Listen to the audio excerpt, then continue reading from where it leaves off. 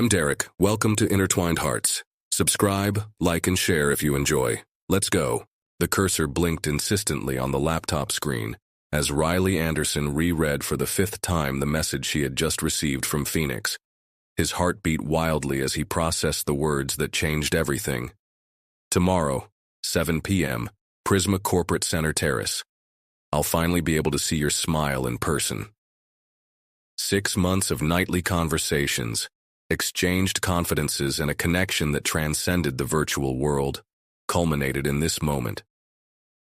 Riley adjusted her gold-rimmed glasses and tried to focus on the marketing report she had to deliver in 2 hours, but it was impossible. The butterflies in her stomach wouldn't allow it. The Prisma Corporate Center, a towering glass and steel skyscraper in the heart of Boston, was home to the headquarters of Prisma Technologies, where Riley had been working as a junior marketing manager for just over a year. It was ironic that his first real meeting with Phoenix would take place right there, in the place that represented both his achievements and his professional insecurities. Miss Anderson? The voice of Madison, her assistant, brought her back to reality. Mr. Blackwood has requested your presence in the meeting room in 5 minutes. Riley stifled a groan. Knox Blackwood, CEO of Prisma Technologies, was known for his relentless perfectionism and calculated coolness. At 35, he had transformed a promising startup into a technological empire, but his presence caused a mix of admiration and terror in all employees, except for Riley. At board meetings, she was the only one who dared to question her decisions, always with well-founded data and arguments. This earned him grudging respect from the CEO, even though their interactions were marked by palpable tension. Quickly organizing her notes, Riley headed to the meeting room. The reflection in the glass showed a 27-year-old woman with brown hair tied into a messy bun and determined green eyes behind the lenses of her glasses. He took a deep breath and pushed the door. Knox Blackwood stood by the window, his profile silhouetted against the Boston skyline. Tall, with broad shoulders and perfectly straightened black hair, he exuded an aura of natural authority. He turned when he heard the door, his blue-gray eyes meeting hers. Ms. Anderson, your latest digital campaign turned in some interesting numbers, he began, his voice deep and controlled. But I need to understand why you decided to go in a completely opposite direction to what was initially established. Riley felt the familiar tingle of adrenaline that always accompanied his professional clashes. Because the data showed that the target audience was changing their consumption patterns. Adapting was necessary. For a moment, she thought she saw a flicker of something different in his eyes. Admiration, perhaps? But it soon disappeared, replaced by the usual mask of indifference. The meeting continued for another hour, a familiar dance of arguments and counter-arguments. When he finally returned to his desk, Riley realized that he had wasted precious minutes that he could have used to mentally prepare himself for his meeting with Phoenix. Phoenix, the man she had met on a photography forum when she posted a sunset image captured from her office terrace. What started with technical comments about composition and natural light evolved into in-depth conversations about life, dreams, and fears. With him, Riley could be completely herself, without the pressures and expectations of the corporate world. The hours dragged on until the end of the day. Most of the staff had already left by the time Riley climbed onto the terrace, her heart threatening to leap out of her throat. The late afternoon sun painted the Boston sky in shades of pink and gold, creating a perfect setting for a moment that could change your life. Her fingers tightened on the strap of her bag as she walked to the railing. Behind him, he heard the sound of the terrace door opening. He closed his eyes for a moment, gathering the courage to turn around. Riley. That voice. She knew that voice. When he turned around, the world seemed to stop. There, just a few feet away from her, was Knox Blackwood. Not the ruthless CEO she knew, but a man with the top few buttons on his shirt unbuttoned and a vulnerable expression she had never imagined seeing on his face. Phoenix? The word came out as an incredulous whisper. The shock in his eyes mirrored hers. Are you Sparrow? Sparrow. The name Riley used on the forum, inspired by his passion for birdwatching in the park near his apartment. The name under which he had shared his most private thoughts with a man he now discovered was his boss. The silence that followed was heavy with 6 months of confessions, shared dreams, and a connection neither of them imagined possible with the person who stood before them now. "This can't be happening," Riley muttered, taking a step back. All the times she had vented about her work, about her demanding boss, they were for him. All the times Phoenix had talked about the loneliness of success, about the masks he had to wear. It was Knox Blackwood. The sun continued its path toward the horizon, casting longer and longer shadows across the terrace as two worlds, the virtual and the real, collided inexorably, leaving Riley and Knox on the edge of an emotional precipice that neither was prepared to face. Riley felt her knees weaken as she stared at Knox Blackwood, no, Phoenix, her virtual confidant for the past 6 months. The last colors of the sunset seemed to mock the surreal situation unfolding on the terrace. "All those conversations about photography," Knox began, his voice devoid of the usual authority he carried at corporate meetings. "Photos of the port at dawn. They were mine," Riley added, remembering the long discussions about composition and natural light that had sparked their connection, and the night images of the city. "Taken from this very terrace," he confirmed, taking a hesitant step towards her. The cold Boston wind ruffled some loose strands of Riley's bun as she struggled to organize her thoughts. Every message exchanged, every confession shared, now took on a new meaning. The times she had vented about her demanding boss, about how he intimidated her, and at the same time, fascinated her. "We need to talk about this," Knox said, his expression a mix of vulnerability and determination that Riley had never seen during business hours. "Not here," she responded quickly, suddenly aware that they were still in corporate territory. "There's a cafe 2 blocks away, Harvest Moon." Knox nodded, and silence followed them down the elevator. Riley could feel the tension between them, thick as morning fog over the Charles River. Every movement seemed amplified. The sound of her heels on the lobby's marble floor, his controlled breathing, the jingling of his keys as he checked his phone. Harvest Moon was a cozy retreat, with soft lighting and discreetly placed tables. They chose an out-of-the-way corner where privacy would allow them to peel back the layers of their overlapping identities. 6 months, Riley murmured after they placed their orders. 6 months of sharing our most intimate thoughts, and we never suspected. "Maybe because online we were just Phoenix and Sparrow," Knox replied, his fingers playing with the napkin. "No titles, no hierarchies, no. Without the masks we wear every day," she added, remembering one of her first conversations about authenticity. The coffee arrived, and Riley watched as Knox added 2 tablespoons of sugar to his cup, exactly as Phoenix had mentioned preferring in a casual conversation about morning rituals. It was surreal to realize how I knew such intimate details about a man who had always seemed so distant. "You mentioned feeling alone at the top," she said softly, remembering the nightly messages where he expressed the weight of leadership. "Now I understand why." Knox looked up from his cup, his gaze intense. "And you've always talked about not feeling completely seen at work, about wanting more than just blindly following orders. Ironic, considering you were always the only one to actually notice when I challenged the status quo in meetings." A discreet smile appeared on his lips. "Because you were never afraid to defend your ideas with passion and intelligence." It was refreshing. Time passed unnoticed as they talked, reconciling the 2 versions they knew of each other. Riley discovered that Knox's rare smile, which so intrigued employees, appeared more often when he felt truly at ease. Knox, in turn, realized that Riley's professional determination was just one facet of her multifaceted personality. "How are we going to deal with this?" Riley finally asked, confronting the elephant in the room.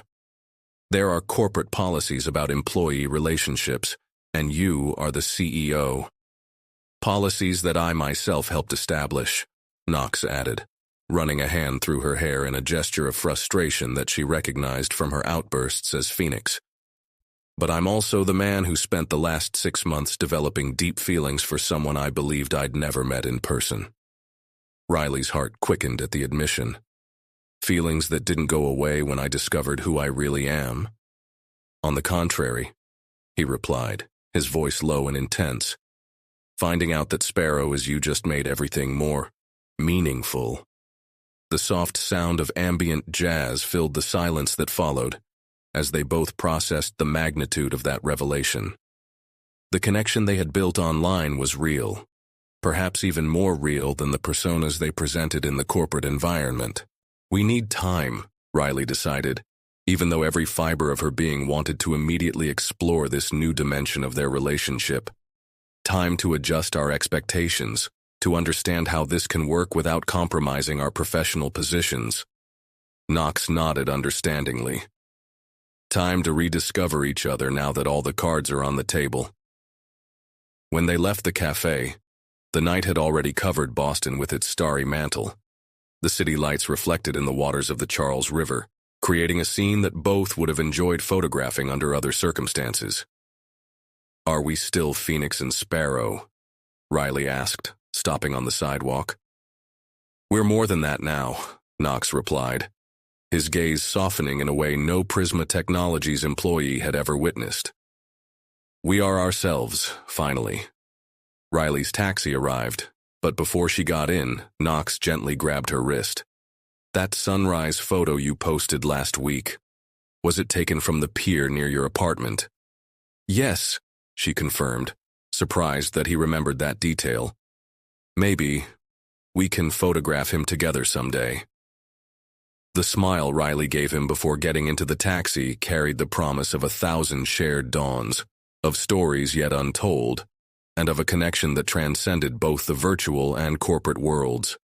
The next morning, Riley stared at her untouched cup of coffee in the small kitchen of her Cambridge apartment, trying to process the events of the previous night. His phone was blinking with an unread notification from the photography forum, a message from Phoenix.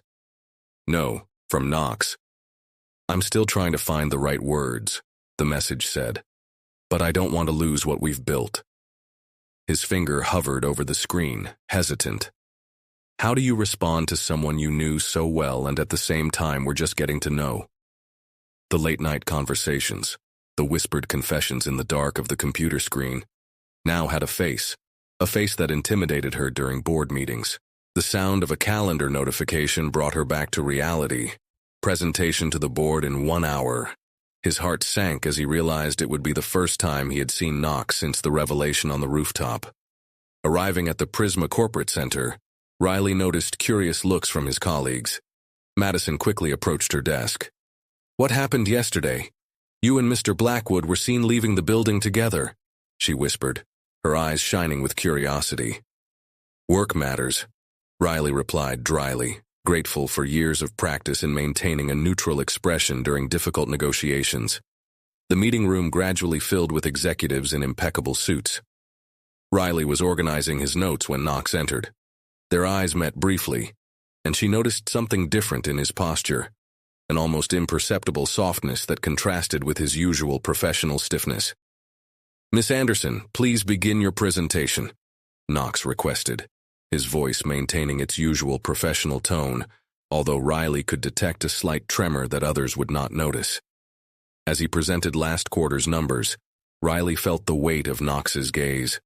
It wasn't the CEO's judgmental gaze, but something deeper, the gaze of someone who knew his innermost fears, his most secret hopes. After the meeting, Knox surprised her by asking her to stay. When everyone left, he closed the door and let out a sigh that seemed to carry the weight of 1,000 meetings. We need to establish some parameters, he began, sitting not at the head of the table as usual, but next to her, to protect both you and the company. I agree, Riley replied, nervously adjusting her glasses. But how do we do that when we don't even know what that is? Knox smiled slightly, a gesture she now recognized from the photos he occasionally shared on the forum. We can start by being honest with each other, here and now, not just through messages.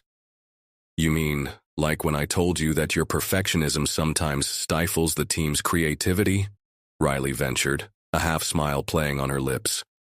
Or when you admitted that you sometimes feel invisible in meetings, despite being the brightest person in the room. He snapped, his eyes softening. The silence that followed was different from the previous ones. It was not filled with professional tension, but with unexplored possibilities. I have a proposal, Knox said finally. There's a photography exhibition at the MFA next weekend. Neutral territory, outside of working hours.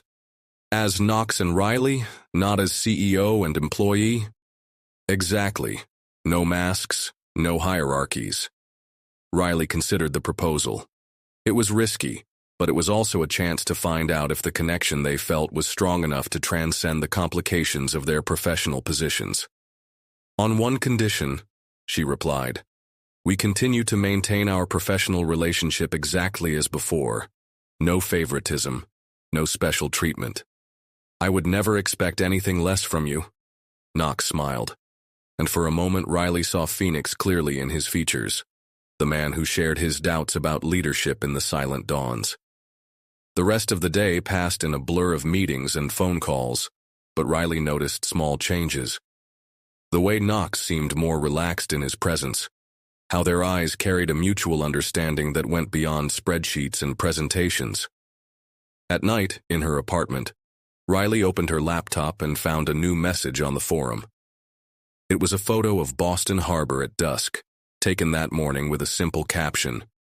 Some views are more beautiful when shared. Smiling, she responded with a photo she had taken on the way home.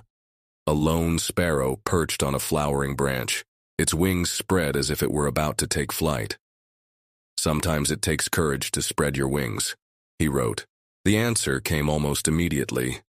And sometimes it takes trust to let someone fly alongside you. Riley closed her eyes, letting the reality of her situation wash over her. Somewhere between the typed messages and the glances exchanged in corporate hallways, his heart had found a place to land. The question now was, would this landing be smooth or turbulent? The sound of rain began to drum on her window, reminding her of one of the first conversations she had with Phoenix about how rain created the best opportunities for urban photography. Now, knowing that those words came from Knox, they took on a new dimension of meaning. The exhibit at the Museum of Fine Arts was packed that Saturday afternoon, but Riley and Knox barely noticed the crowd around them. They walked side by side, absorbed in a discussion about the photographs on display, their low voices mixing with the ambient murmur. The composition reminds me of that photo of yours of the sunrise on Beacon Hill, Knox commented, leaning over slightly to examine a black and white image of the Manhattan skyline. Riley felt a chill as she realized how he remembered every detail of their online conversations. Did you keep all the photos we shared? Each of them, he admitted, his gaze meeting hers with an intensity that made her heart race. Especially that series about urban shadows you captured during your hardest week at work. The week I almost gave up after that disastrous performance, Riley recalled, remembering how the long conversations with Phoenix, with Knox, had been his safe haven during that turbulent time. They moved to the next room of the exhibition, where photographs of people in intimate, everyday moments adorned the walls. Knox stopped in front of a particularly moving image of an elderly couple dancing in a dimly lit kitchen. Do you know what impressed me most about our conversations? He asked, his voice soft. How you could always see beauty in the simplest moments. And you always found strength in vulnerabilities, Riley replied, recalling the messages where he shared his fears about not living up to the expectations everyone placed on him. A group of visitors passed by them, forcing them closer. Riley could feel the warmth of Knox's arm against hers, a closeness that would be unthinkable in a corporate environment. Here, far from the glass walls of Prisma Technologies, they were just two people rediscovering a connection that had blossomed in digital anonymity. Madison is convinced we're having a secret affair, Riley commented, trying to ease the tension building between them. Apparently, we were seen leaving the cafe together on Wednesday. Knox chuckled softly, a sound she rarely heard in the office. Lawrence from the legal department quietly asked me if I needed to review the company's internal relationship policies. And what did you answer? That some policies deserve to be reevaluated when circumstances change. The comment hovered between them, loaded with unspoken possibilities. They continued to browse the exhibition, occasionally stopping to discuss photographic techniques or share memories of the photos they had exchanged over the months. In the last room, a multimedia installation featured digital photographs interspersed with excerpts from online conversations. The irony did not go unnoticed by either of them. "It's weird," Riley muttered, watching the messages flash on the screen. "How can we know someone so well through typed words and still have so much to discover in person?" Knox turned to her, his eyes reflecting the soft light of the facility. "Maybe that's exactly what makes everything more special. We know each other's essence before anything else." Leaving the museum, the sun was beginning to set over Boston Common. Knox suggested a walk in the park, and Riley agreed, appreciating how the dynamic between them had transformed over the course of the afternoon.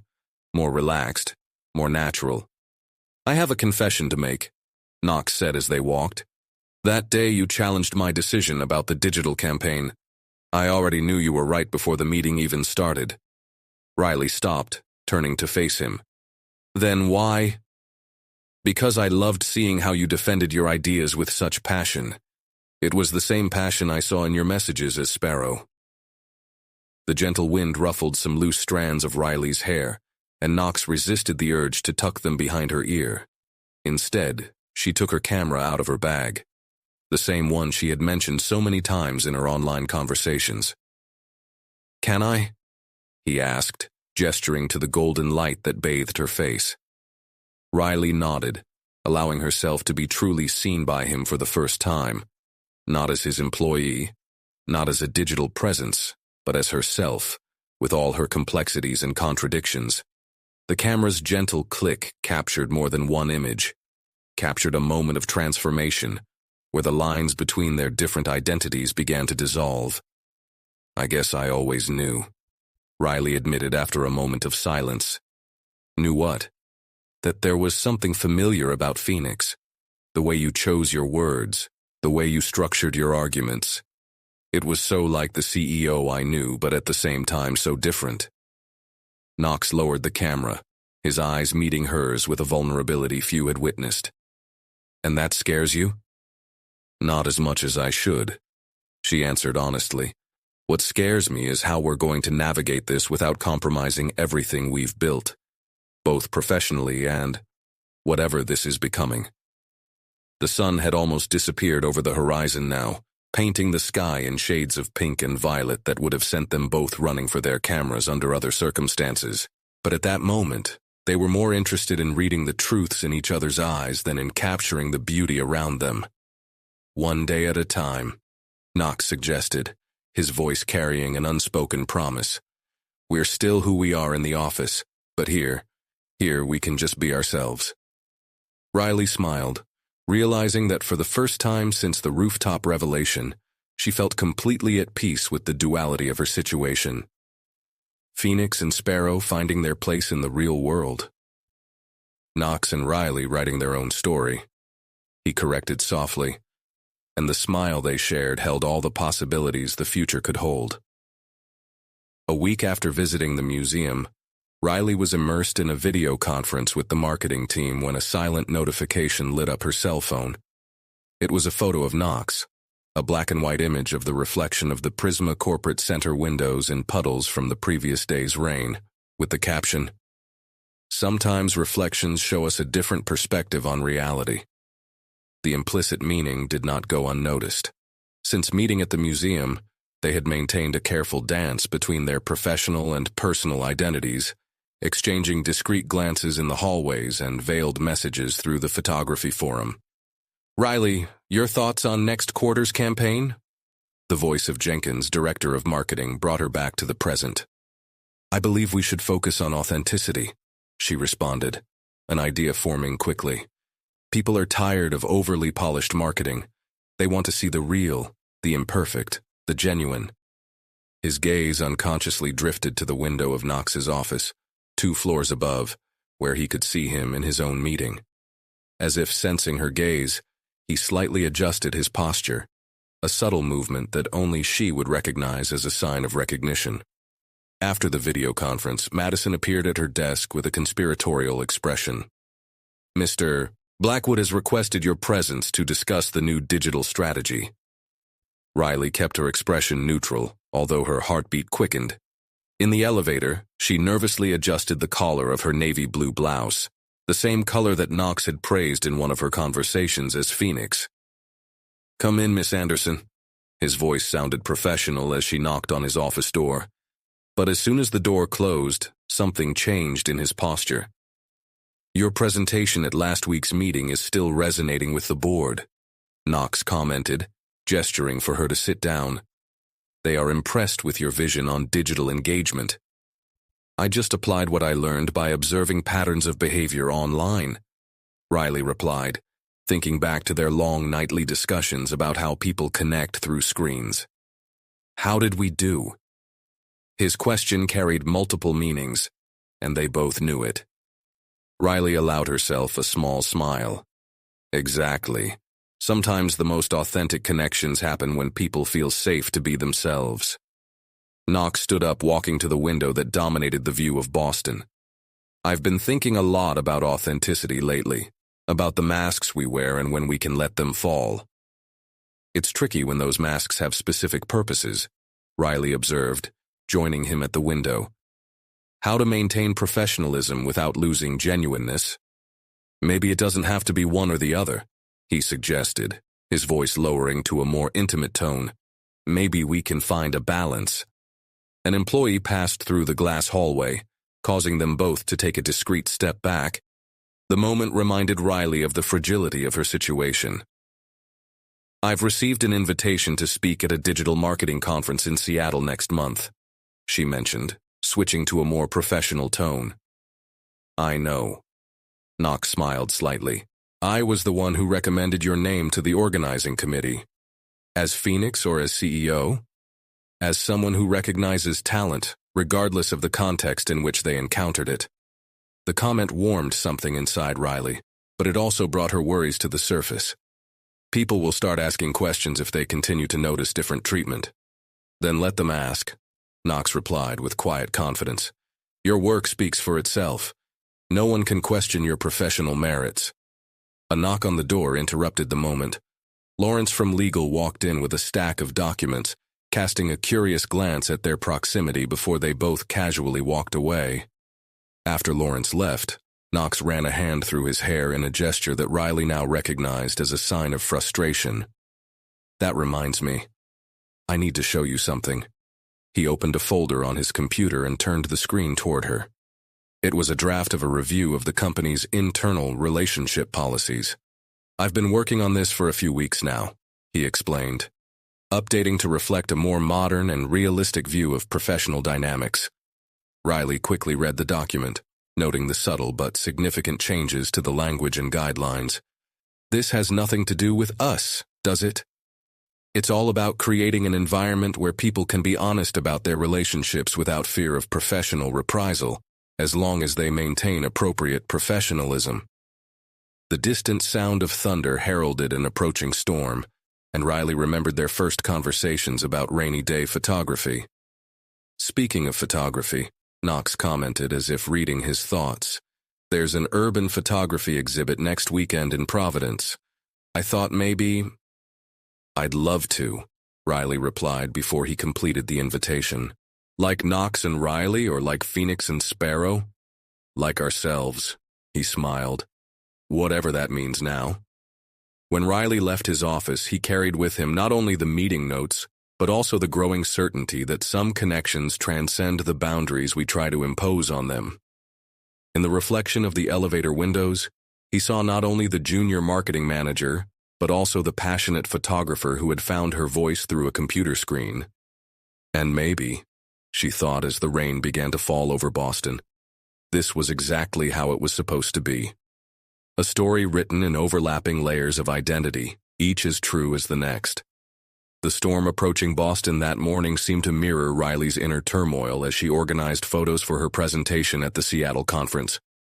Each image he selected brought with it a memory of conversations with Knox, about composition, light, and shadow. A silent notification on her phone made her smile. It was a message from the forum. A black and white photo of the Prisma Technologies lobby at dawn, empty except for a single ray of sunlight cutting through the polished marble. The caption read, "Sometimes silence speaks louder than words." "Riley?" Madison appeared at his door, interrupting his moment of contemplation. "The Innovation Committee is awaiting your presentation on the new digital campaign." Gathering her thoughts, Riley headed to the meeting room. Knox was already there, sitting at the head of the table, his impeccable posture masking any trace of the man who had shared his vulnerabilities with her the night before through encrypted night photography messages. "Miss Anderson," he nodded formally, but his eyes conveyed a different message. "Please show us your vision for the future of the brand." Throughout the presentation, Riley maintained her professionalism, even when her words about authenticity and genuine connections seemed to carry a double meaning that only Knox could fully understand. "Impressive," Lawrence commented after the meeting as the executives dispersed. "Mr. Blackwood rarely shows this much interest in marketing pitches." Riley kept her expression neutral, although her heartbeat quickened. The CEO has always demonstrated a commitment to innovation. Later, while working in his office, a corporate email popped up on his screen. It was about preparations for the conference in Seattle, with a copy to Knox and other directors. At the end was a seemingly innocent note. "Consider extending your stay to attend the urban photography workshop at Pike Place Market." His heart skipped a beat. The workshop wasn't on the conference's official program. It was information she had only shared with Phoenix in one of their late-night conversations. Movement in the hallway caught his attention. Knox was walking past his door, holding a serious conversation with investors. But for a brief moment their eyes met. The contrast between the imposing CEO and the man who discussed photography techniques with her until dawn was surreal. "Emergency meeting on the 10th floor, Madison announced, emerging again. "Apparently, there is a problem with the new app launch." In the crisis room, the tension was palpable. Knox commanded the situation with his usual efficiency, but Riley noticed the small signs of stress that only someone who truly knew him could notice. The way he adjusted his tie, the slight frown. "We need an immediate communication strategy," Knox declared, his eyes meeting hers. "Miss Anderson, your ideas about authenticity seem especially relevant now." Riley took the hint. Standing up, she began outlining an approach that would turn the crisis into an opportunity to connect deeper with users. As he spoke, he realized how his conversations with Knox about vulnerability and truth had influenced his professional outlook. The meeting lasted until dusk. When it was finally finished, Riley found herself alone with Knox in the room, collecting her notes. "You were brilliant today," he commented, his voice softer now that they were alone. "I learned from the best," she replied, a small smile playing on her lips. "Both the CEO and the night photographer." Knox laughed softly, a sound that still surprised her every time she heard it. "Speaking of photography, I received an invitation to an exhibition in Seattle, coincidentally during the conference week." The implied meaning hovered between them. Seattle offered the opportunity to just be Knox and Riley, away from the prying eyes and whispers of the Prisma Technologies hallways. "It would be a great networking opportunity," Riley replied carefully, aware of the security cameras. "Among other things," Knox agreed, his gaze conveying much more than his words. Distant thunder reminded them of the outside world. Riley approached the window, watching the first drops of rain create patterns on the glass. "Remember the first photo we shared?" she asked softly. "It was a day like today." "The light after the storm," Knox added, joining her at the window, maintaining a professionally appropriate distance. "You perfectly captured how the city seems to be reborn after the rain." The moment was interrupted by footsteps in the hallway. Both naturally drifted away, returning to their professional roles with an ease that was beginning to feel both a blessing and a curse. "The car is waiting, Mr. Blackwood," his assistant announced from the door. Knox nodded, recomposing his CEO mask. "Good evening, Miss Anderson. Excellent work today." But before leaving, he stopped briefly. "Don't forget to review that Seattle material I emailed you. I think you'll find interesting perspectives." Riley smiled, understanding the message between the lines. As she watched him leave, she realized they were writing a story in two languages simultaneously, one professional, the other deeply personal. The challenge would be to find a way to harmonize them without losing the essence of any of them. The day of the trip to Seattle approached, and Riley found herself staring at her laptop screen with a mixture of anticipation and apprehension. The presentation for the conference was mostly ready, but his thoughts kept returning to the photography workshop that would take place afterwards, and the prospect of spending time with Knox away from the glass walls of Prisma Technologies. A notification from the HR department flashed on her screen. The new internal relations policy had been officially approved by the board. Riley felt her heart quicken as she read the subtle shifts in corporate language, recognizing between the lines the influence of Phoenix and Sparrow's long nightly conversations about authenticity and genuine connections. "Emergency meeting in 5 minutes, Madison announced, appearing at her door. "Apparently one of our biggest competitors just launched a product similar to our new app." In the conference room, the nervousness was palpable. Knox was standing at the projection screen, his tense posture revealing a concern that only Riley could truly read. "We need to get ahead of this," he declared, his eyes briefly meeting hers. "Our Seattle presentation needs to be more than just introducing new products. We need to show that we deeply understand our users." "Maybe that's exactly what we need to emphasize," Riley spoke up, an idea taking shape. "Not just the technology, but the real stories of connection it enables." Knox paused, and for a moment Riley saw Phoenix in his gaze, the man who deeply understood the power of authentic stories. "Elaborate." Over the next hour, Riley outlined a strategy that incorporated elements of visual storytelling, something they had discussed extensively in their nightly conversations about photography. The room watched intently as she presented her vision, but she only had eyes for the way Knox took in every word, occasionally taking notes with a small smile that few would notice. After the meeting, Knox asked her to remain. When everyone left, he closed the door and let out a sigh that seemed to carry the weight of several sleepless nights. "How do you do that?" he asked, his voice softer now. "Do what?" "See beyond appearances. Find the real story behind the corporate facade." Riley smiled, adjusting her glasses. "I learned from a certain photographer that sometimes we need to change our perspective to see the true essence of things." Knox laughed softly, a sound that still made his heart skip a beat. "Speaking of different perspectives, I reserved a table at the Pike Place Market restaurant for after the workshop. The view of the sunset over the Sound is unparalleled." "How do you know so much about Seattle?" Riley asked, curious. "I lived there for a year during college," he revealed, and Riley realized it was yet another layer of Knox she was uncovering. "That's where I learned to photograph, actually." A noise in the hallway made them resume their professional postures, but something had changed in the air between them. Every new revelation, every little detail shared, made it harder to maintain the separation between their different realities. The next morning, Riley found a small envelope on his desk. Inside was an old photograph of Seattle, clearly taken by an amateur photographer years ago. The paper was already slightly yellowed around the edges. On the back, a simple message. "Where it all began. I can't wait to share more stories." The signature was simply K. And Riley felt his heart warm as he realized that he was slowly allowing the worlds of Knox and Phoenix to blend. For the rest of the week, they maintained their careful dance of professionalism in the office, but their conversations on the photography forum took on a new dimension.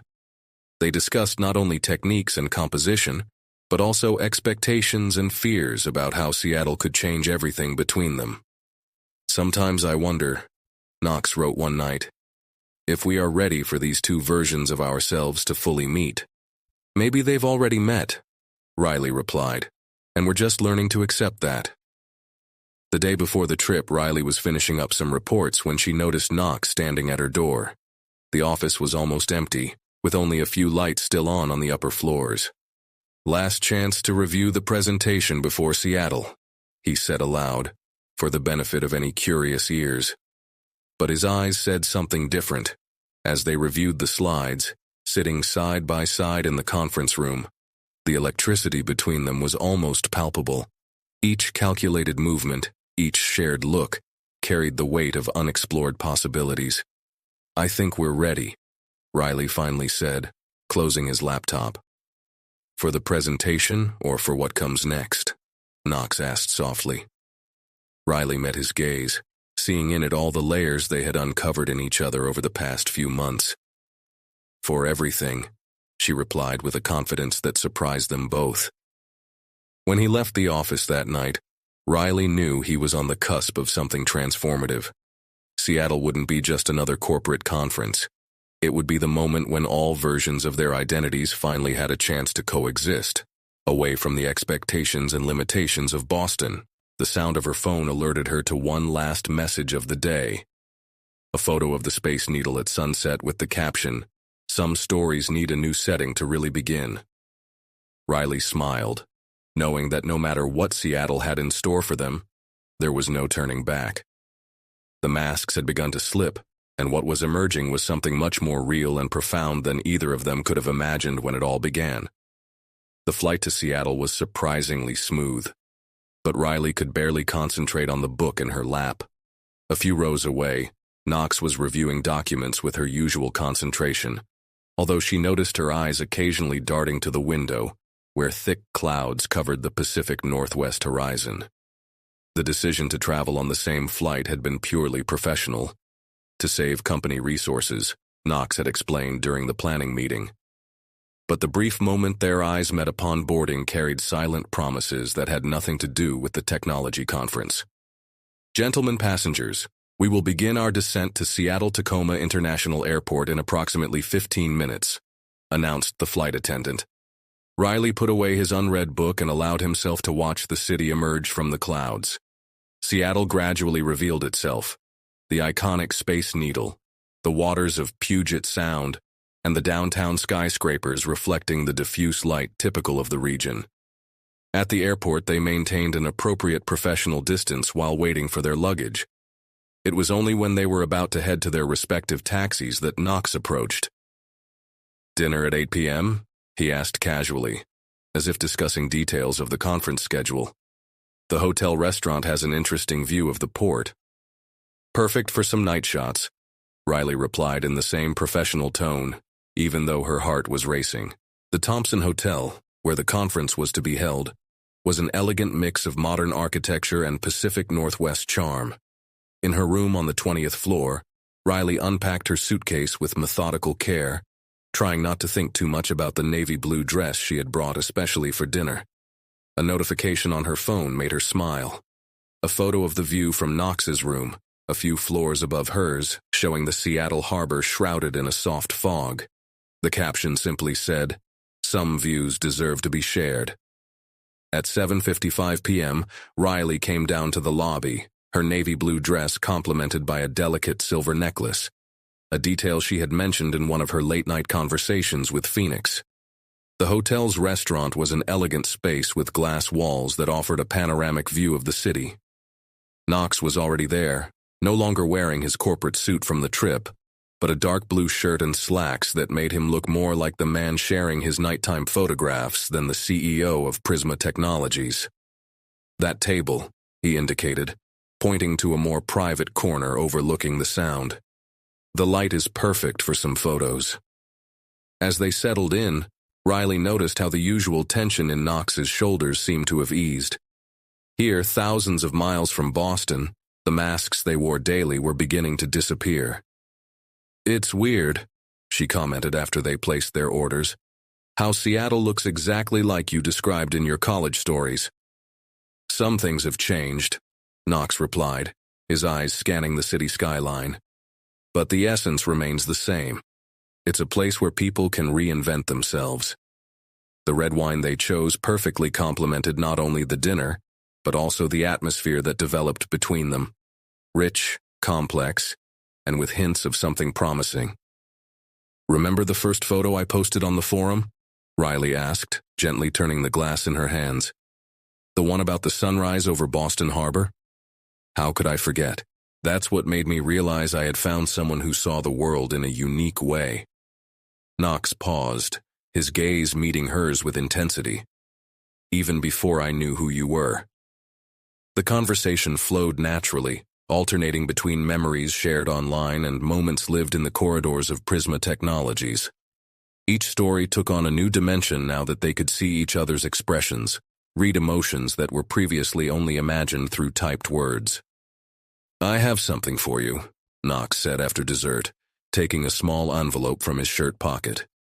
Inside was a black and white photograph, a young photographer capturing the sunset at Pike Place Market, dated 15 years ago.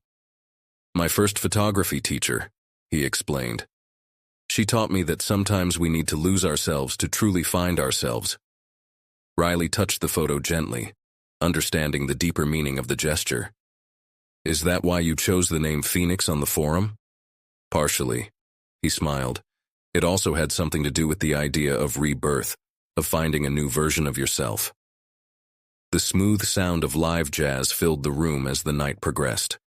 Through the windows, the lights of Seattle created hypnotic patterns on the water of the sound, as if the city was conspiring to make this moment even more special. "The conference starts tomorrow at 9, Riley reluctantly reminded, realizing it was already past 11. "And we need to keep up appearances," Knox agreed, though his eyes conveyed a different message. As they stood to leave, their hands touched briefly as they reached their coats. The contact, although momentary, sent shivers through both of them. In the elevator, they kept a respectful distance, aware of the cameras. But when they reached Riley's floor, Knox held the door for a moment. "Thank you," he said softly, "for allowing me to be both Phoenix and Knox with you."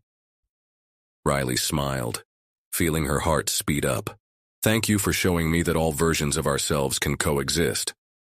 As he prepared for bed, Riley received one last message on the forum, a photo of the moon reflected in the waters of the Sound, with the caption, "Some nights change everything we thought we knew about ourselves." The morning of the conference arrived with a typical Seattle drizzle, creating a silvery glow in the windows of the Thompson Hotel. Riley adjusted his gray blazer as he mentally reviewed his presentation, trying not to think about last night's dinner and how Knox's proximity had affected his emotional balance. The main conference hall was already packed when she arrived. Technology executives from across the country mingled, exchanging cards and discussing the latest market trends. Knox was already there, surrounded by a group of investors, his impeccable posture masking any trace of the man who had shared intimate stories about his photographic journey the night before. "Riley Anderson," a female voice called her. It was Cassandra Mitchell, a renowned digital marketing expert. "I'm looking forward to your presentation on authentic engagement on social media." "It's my pleasure," Riley replied, trying to stay focused on the professional conversation as she felt Knox's gaze on her from across the room. The first part of the morning was spent with technical presentations on innovation and market trends. Riley diligently took notes, but her mind occasionally wandered to the black and white photo Knox had shared, that young photographer in Pike Place Market who had inspired her journey. When it was his turn to present, Riley felt a surprising calm come over him. Her presentation wasn't just about metrics and strategies.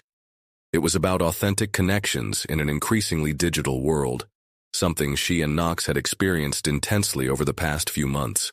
"True engagement," she explained to the attentive audience, "happens when we allow people to see beyond the corporate facade, when we create spaces for real stories to be shared." Her eyes met Knox's briefly, and she saw in them a gleam of pride and something deeper that made her heart race. During the coffee break, several executives came to her to congratulate her on her presentation.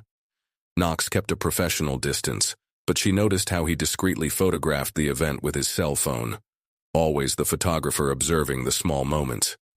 "Impressive take on authenticity," commented one of the keynote speakers, approaching her. "I'm Adrian Parker from the Silicon Valley Times. I'd like to interview you for our next issue." Riley was about to respond when he felt a familiar presence behind him.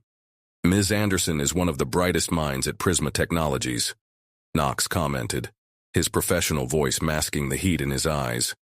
"His insight into genuine connections has transformed our approach to the market." The rest of the afternoon was filled with more lectures and networking, but Riley found herself constantly aware of Knox's presence in the room. His every movement, every gesture, seemed to carry an additional meaning that only she could decipher. At the end of the day, when most of the participants had left for their evening commitments, Riley found a moment of quiet on the hotel terrace. The Space Needle glowed against the darkened sky, and the city seemed to pulse with unrealized possibilities. "I thought I'd find you here." Knox's voice surprised her. "You always look for high spots to photograph the sunset." "Some things don't change regardless of the city," she smiled, turning to face him. "Your presentation today," he began, approaching the railing where she was standing. "It was more than just marketing strategy, wasn't it?" "It was about us," Riley admitted softly, "about how sometimes we need a safe space to show who we really are." Knox took his camera out of his bag, the same one he had mentioned so many times in his conversations as Phoenix. "Can I?" Riley nodded, allowing him to capture the moment, her against the Seattle skyline, the gentle wind playing with her hair, the city light creating a golden halo around her. "Do you know what else I learned from my first photography teacher?" Knox asked, lowering the camera. "That sometimes the perfect moment is not the one we plan, but the one that just happens." "Like us?"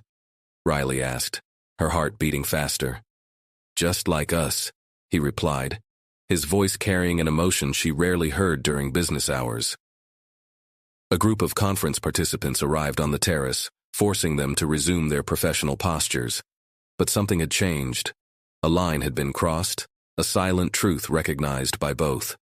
"The photography workshop is tomorrow afternoon," Knox mentioned casually as they prepared to leave the terrace. "I thought we could explore some less touristy places in the city later."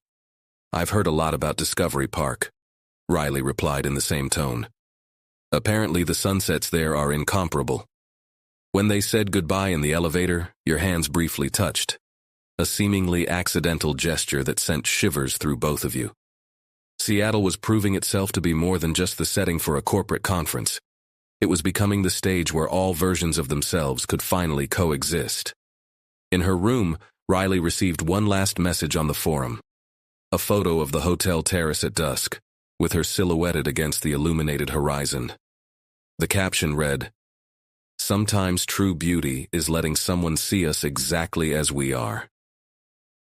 The morning of the photography workshop dawned unusually bright for Seattle.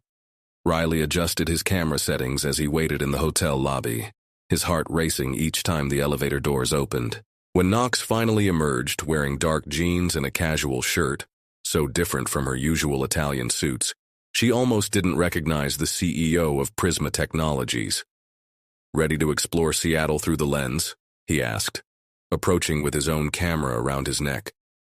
The workshop group was already gathered near the hotel entrance, an eclectic mix of amateur and professional photographers. Pike Place Market pulsed with life that Saturday morning.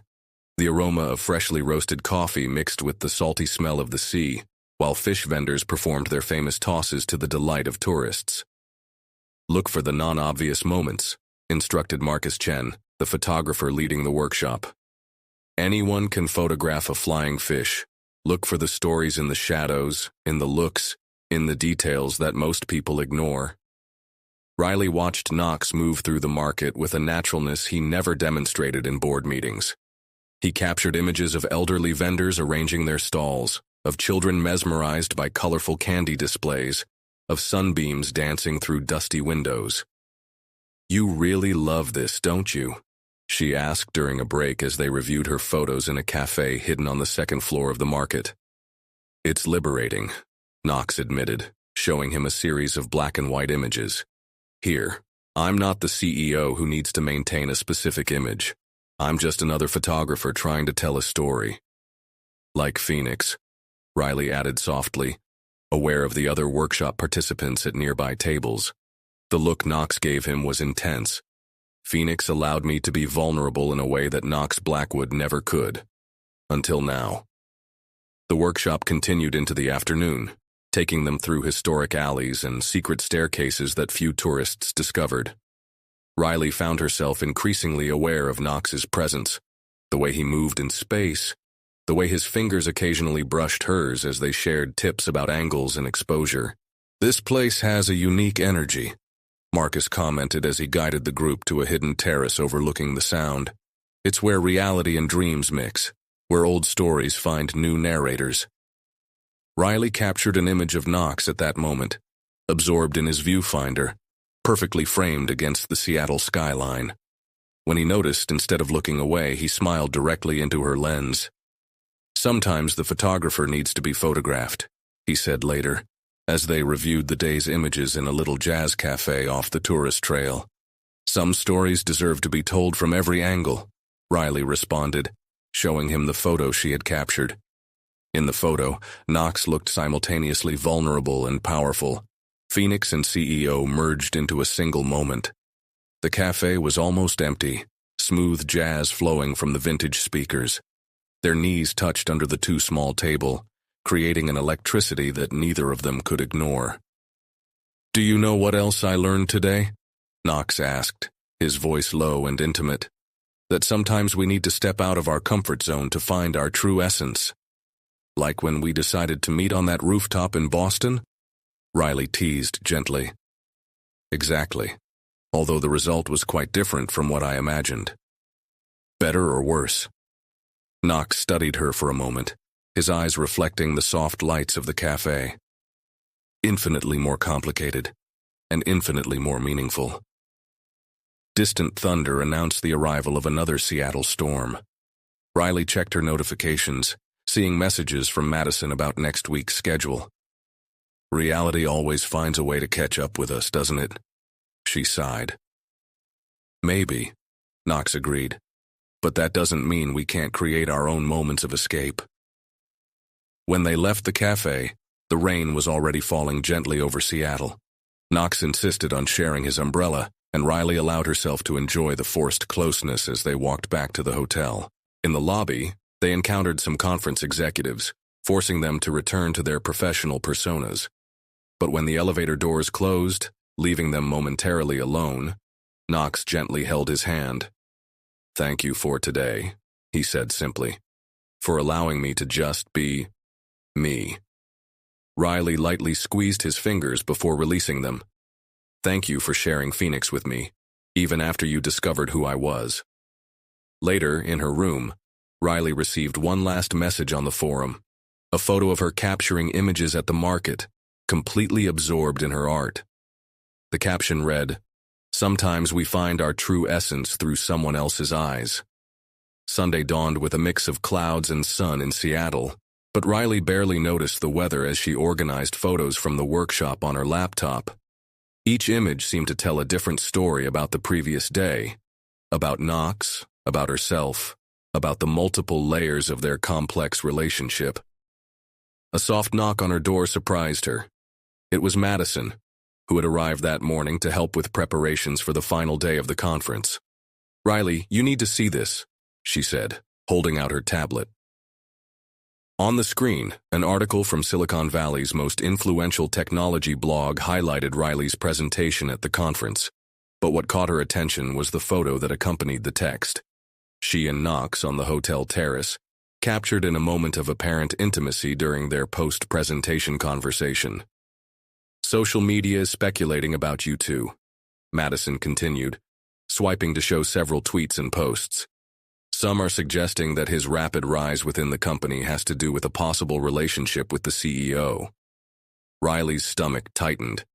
It was exactly the kind of situation they had been trying to avoid. Before he could respond, his phone buzzed with a message from Knox.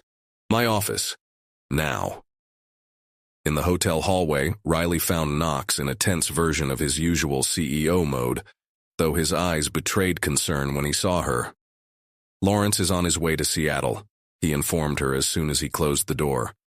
"The board wants an emergency meeting to discuss possible violations of the internal relationships policy." "But the policy was recently updated," Riley argued, feeling her heart sink. "Yes, but the timing of the update, along with these speculations—" Knox ran a hand through her hair in a gesture she recognized from her conversations as Phoenix. "They are questioning my impartiality in all decisions regarding you over the past few months." Riley approached the window, looking out over the city that had briefly served as her refuge. "What do we do now?" "I have an idea," Knox said after a moment of silence. "But you might not like it." He explained his plan, and Riley felt her world spin. It was bold, risky, and potentially devastating to his carefully constructed career. But he was also honest. Perhaps the most honest thing they could do. Hours later, Riley was back on the conference stage, but this time not to talk about marketing strategies. At her side, Knox maintained a professional posture, although his fingers occasionally brushed hers in a gesture of silent support. "As many of you have seen," Knox began, addressing the room packed with executives and journalists, "there is speculation about the nature of my relationship with Ms. Anderson." A murmur ran through the audience. Riley took a deep breath, remembering the countless times they had discussed authenticity in their nightly messages. "The truth is," she continued, her voice steady despite her nervousness, "that we first met on a photography forum without knowing our true identities. We developed a connection based on common interests and shared values, long before we discovered who we really were. When we discovered the truth," Knox resumed, "we decided to maintain a professional distance while updating corporate policies to reflect a more modern and realistic view of workplace relationships." Lawrence, who had arrived moments before, watched everything with an unreadable expression, but it was digital marketing expert Cassandra Mitchell who spoke out first. "So the presentation on authenticity and genuine connections," she began. "It was based on personal experience," Riley confirmed, "about how sometimes we need to create safe spaces to truly be ourselves." The room exploded with questions and comments, but Knox maintained control of the situation with his usual authority. He explained how the new relationships policy had been developed with input from experts in human resources and corporate ethics, long before any speculation about his relationship with Riley. When the press conference ended, Riley found herself surrounded by journalists and executives, many praising her courage in facing the situation head-on. But his eyes were searching for Knox, who was talking intensely with Lawrence in a corner of the room. "You know," Madison commented, moving closer with a knowing smile, "that explains why you two always seem to be having two different conversations during meetings, one out loud and the other just with looks." Riley couldn't help but smile, remembering all the times Phoenix and Knox mingled in their professional interactions. Later, when they finally got a moment of privacy in the hotel garden, Knox took her camera out of her bag. "Why now?" Riley asked, noticing how he framed the moment. "Because I want to remember the day we finally stopped trying to separate who we are from who people expect us to be," he responded, capturing his image against the Seattle sunset. The photo Knox posted on the forum that night showed Riley smiling, her eyes reflecting not only the golden light of evening, but also a newfound truth about authenticity and courage. The caption read, "Sometimes our truest story is the one we have the courage to share with the world." The repercussions of the press conference spread like ripples on a calm lake. The next morning, Riley woke up to find her phone flooded with notifications, messages of support from colleagues at Prisma Technologies, emails from journalists requesting interviews, and even an invitation to speak at an authentic leadership conference in San Francisco. "The internet is divided," Madison informed him, handing him a coffee as they reviewed the headlines in their suite. "Half the people are calling you the corporate relationship of the year. The other half are questioning whether this is just a brilliant marketing strategy." Riley let out a wry laugh. "If you only knew how many nights I spent awake worrying about this revelation." A soft knock on the door interrupted his thoughts. Knox entered, already dressed for the final session of the conference. But there was something different about his posture, a lightness she had never seen from him in a professional setting. "The council wants a video conference in 15 minutes, he announced, but his eyes conveyed a different message when they met hers. "Madison, could you give us a moment?" When they were alone, Knox visibly relaxed. "I spent all night rereading our first conversations on the forum," he admitted, sitting down in the armchair next to the window. "It's fascinating to see how open we were with each other even without knowing our true identities." "Maybe because we had nothing to lose," Riley replied, nervously adjusting his glasses. "Or maybe because we'd finally found someone who actually wanted to listen." The Seattle morning light filtered through the curtains, creating dancing patterns on the carpet. Knox took her camera out of her bag, a gesture that now felt as natural as breathing when they were together. "Do you know what else I learned from photography?" he asked, framing the moment. "That sometimes the most powerful image is the one that captures the transition, the exact moment between one state and another." "How now?" Riley asked softly, aware of how every second seemed charged with meaning. "Just like now." The sound of the laptop announcing the council call broke the moment. Together, they sat at the suite's table, their chairs close enough for their arms to lightly touch. The meeting was intense. The board had legitimate concerns about conflicts of interest, about the company's image, about the precedent they were setting. But there was also a genuine curiosity about how they had managed to maintain professionalism while navigating such complex waters. Mr. Blackwood, one of the senior counselors, spoke. "Your decision to make this public was unusual." "It was authentic," Knox responded with a conviction that made Riley feel proud. "And authenticity is exactly what our company needs to demonstrate in an era where transparency is not just desirable, but essential." After the call, they remained silent for a few moments, processing everything. The distant sound of Seattle traffic created a soothing soundtrack to his thoughts. "They didn't ask for my resignation," Riley finally commented, a slight tremor in her voice, "because they know they would lose not only a brilliant employee, but also living proof that professional relationships can evolve in a healthy and transparent way." Madison returned with more coffee and an updated schedule for the final day of the conference. There was a special session added, a panel on authenticity and leadership in the 21st century, and both Riley and Knox had been invited as surprise speakers. "It's ironic," Riley mused as they reviewed their notes for the panel. "We started by hiding behind pseudonyms online, and now we're about to talk about authenticity to a room full of executives." Knox smiled, that rare smile that was once reserved only for his nightly conversations as Phoenix. "Maybe we needed that period of anonymity to discover who we really were to each other." The panel was a surprising success. Their story resonated with many in attendance, professionals who also struggled to balance their personal and professional identities, who sought genuine connections in an increasingly digital world.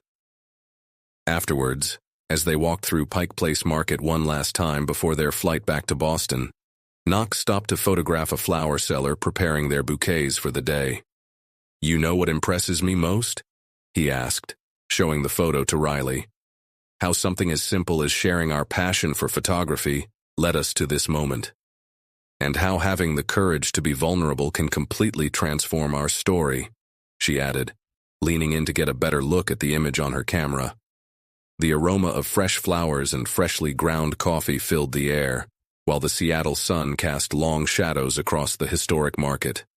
Knox put away his camera and took Riley's hand, a gesture that now felt as natural as framing a perfect photo. "Boston is going to be different," he said softly. "We can no longer pretend we are just CEO and employee." "No," Riley agreed, lightly squeezing his hand. "Now we are so much more than that.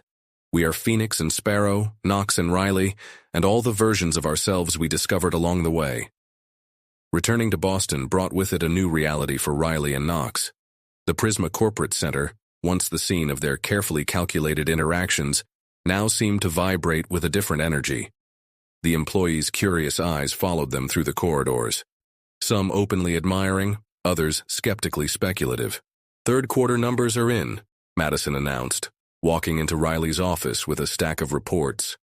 "And apparently our media exposure after Seattle had an interesting impact on engagement metrics." Riley adjusted his glasses, studying the charts. Mentions of Prisma Technologies on social media had tripled, with a surprisingly positive sentiment towards the company's transparency. "Seems like authenticity really sells," she murmured, thinking about how her performance in Seattle had turned into something much bigger than she'd expected. A soft knock on the door made her look up. Knox was there, his impeccable suit contrasting with the small smile that now appeared more frequently on his face. "Board meeting in 5 minutes," he announced. "They want to discuss our new corporate communications policy." In the elevator, they kept a professional distance, but Riley could feel the familiar electricity between them. It was different now. They no longer needed to hide the connection they shared, although they still carefully navigated the boundaries between personal and professional. The council room was packed when they arrived. Lawrence was already there, along with representatives of the major shareholders. Knox took his place at the head of the table, while Riley sat a few seats away.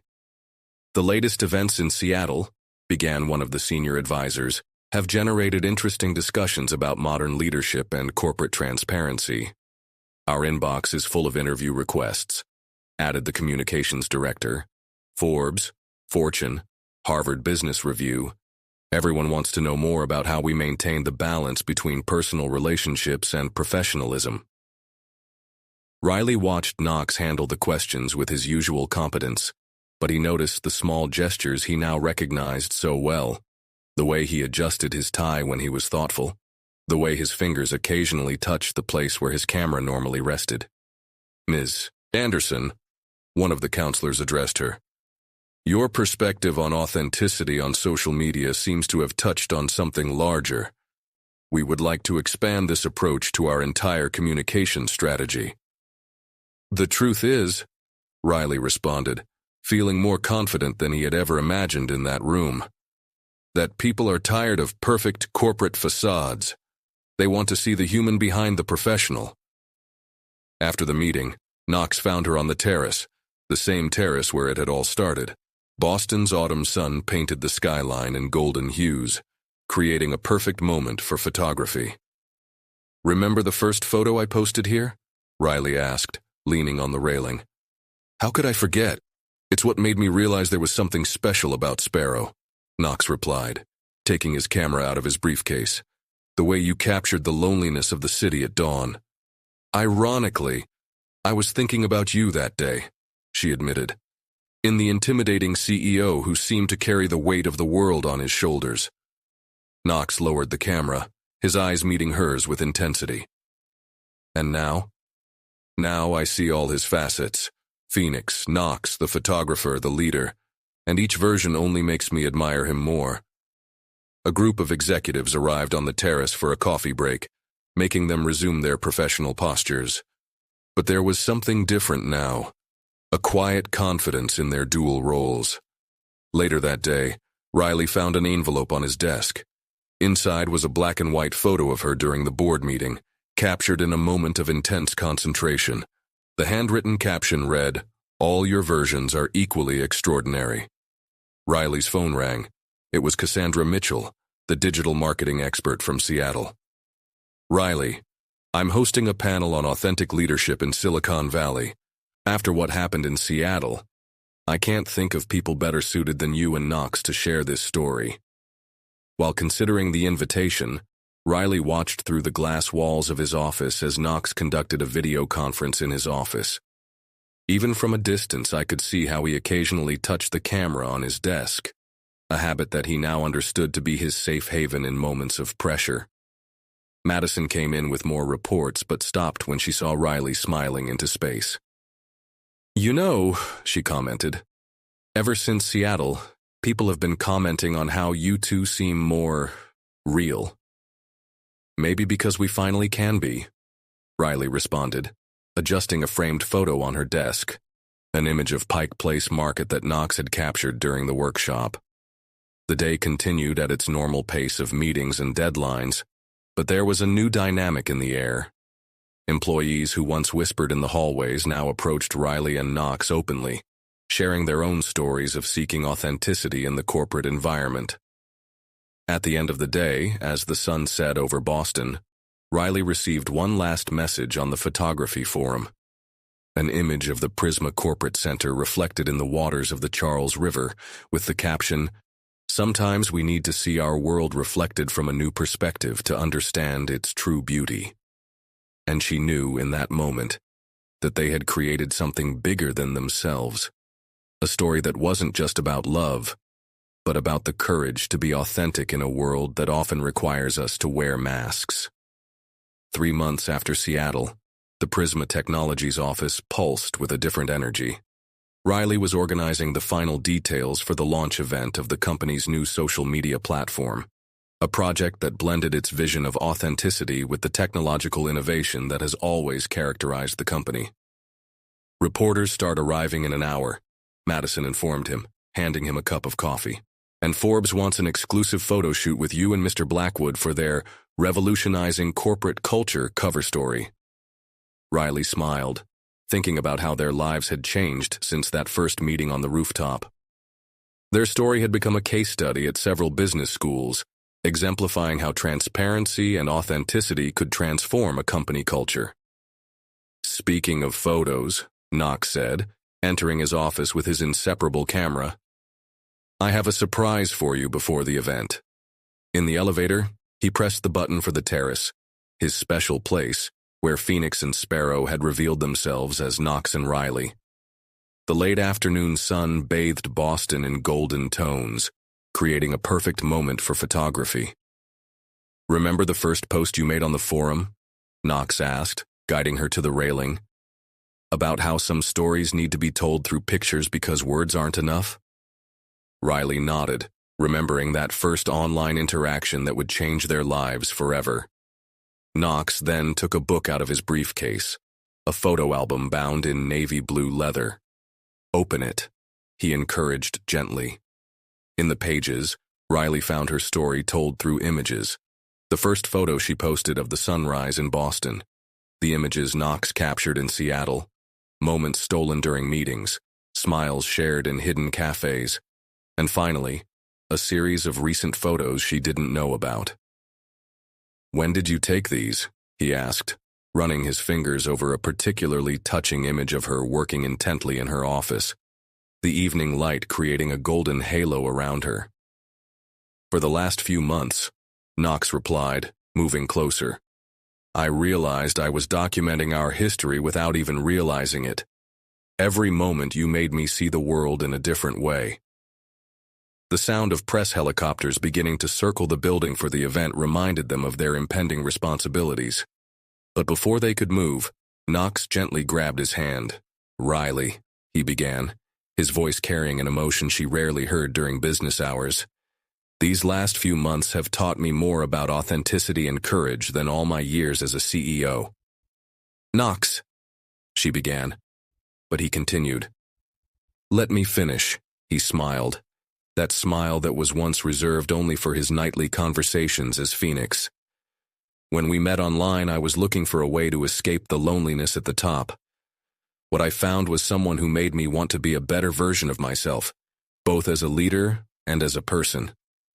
Riley felt her heart quicken as Knox knelt down, still holding her hand. Boston's setting sun created the perfect backdrop for the moment that was about to unfold. "I'm not asking for this as CEO of Prisma Technologies," he continued, taking a small box out of his pocket. "I'm asking as the man who fell in love with a talented photographer on an online forum, who discovered his most brilliant employee behind the pseudonym, and who every day is grateful that he had the courage to show up for that first rooftop date." The ring was simple and elegant, a solitaire that caught the light of the setting sun in a way that would make any photographer smile in appreciation. "Marry me?" Knox asked softly. "Not because it's the logical next step, but because I want to continue discovering all of its facets, capturing every moment of our story together." Riley felt tears forming in her eyes, remembering all the messages exchanged as Phoenix and Sparrow, all the times they had challenged each other professionally, how each layer of their identities intertwined perfectly. "Yes," she replied, her voice cracking with emotion. "Yes to all versions of us." The sound of applause surprised them. At the door to the terrace, Madison, Lawrence, and a small team of nearby employees watched the scene with excited smiles. "I'm sorry," Madison said, wiping away a tear, "but you have a press conference in 15 minutes, and I think we just got a new angle on the story." Knox laughed, that genuine laugh that appeared more frequently now, as he slipped the ring onto Riley's finger. "I think our transparency policy has just gained a new chapter." When they got down to the event, Riley noticed how the ring caught the light from camera flashes, yet another story being told through reflections and shadows, like so many of the photos they had shared. The press conference was a success, with the engagement announcement adding an extra layer of authenticity to Prisma Technologies' cultural transformation narrative. Later that night, as the city calmed down, Knox posted one last photo on the forum, Riley on the rooftop, the ring shining against the Boston skyline, with the caption, "Some stories are meant to be told forever." And so, where a story of digital and corporate identities had begun, a new story was just beginning, one that promised to be even richer in nuance, authenticity, and moments worth capturing forever.